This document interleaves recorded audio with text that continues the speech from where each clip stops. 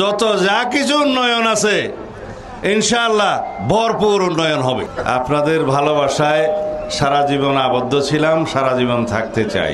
আপনাদের খেদমত করার সুযোগ আল্লাহ রাব্বুল আলামিন যদি দেন তাহলে এটাই হবে আমার জন্য জীবনের সবচেয়ে বড় পাওয়া। জীবনের শেষ মুহূর্ত পর্যন্ত এই দেশের মানুষের সেবা করার তৌফিক আল্লাহ রাব্বুল আলামিন প্রদান করুন, এই মোনাজাত করি। বাংলাদেশের প্রথম ইমিউনিটি বুস্টার সমৃদ্ধ fantastic happy energy biscuit. Pekua উপজেলার আমার নির্বাচনী প্রচারণার শুরুতেই আমি এই জায়গায় দাঁড়িয়ে আপনাদের সাথে কথা বলে আজকে শুরু করছি।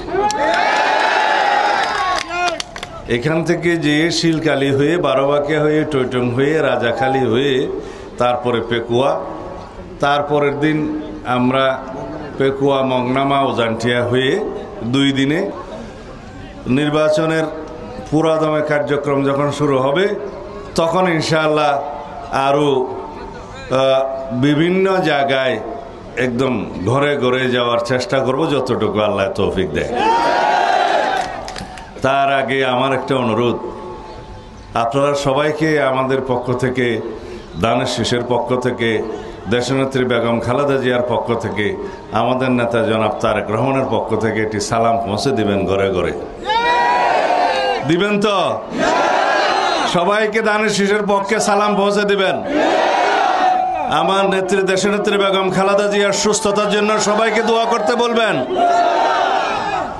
আমাদের নেতা জনাব তারেক রহমানের পক্ষ থেকে সবাইকে সালাম পৌঁছে দিবেন। 2 নম্বর, আমাদের জন্য সবাইকে দোয়া করতে বলবেন।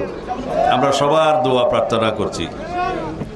3 নম্বর, দানের শীষের পক্ষে একটা ভোট প্রার্থনা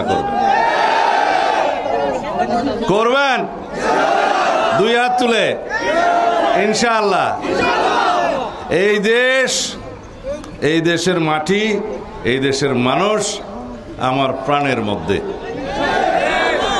আপনারা জানেন ইনশাআল্লাহ আগামীতে জনগণের সমর্থনে আল্লাহ রাব্বুল আলামিনের অশেষ রহমতে যদি বিএনপি রাষ্ট্র পরিচালনার দায়িত্বপ্রাপ্ত হয়, সরকার গঠন করে, তাহলে এই পেকুয়া চকরিয়া যত যা কিছু উন্নয়ন আছে ইনশাআল্লাহ ভরপুর উন্নয়ন হবে।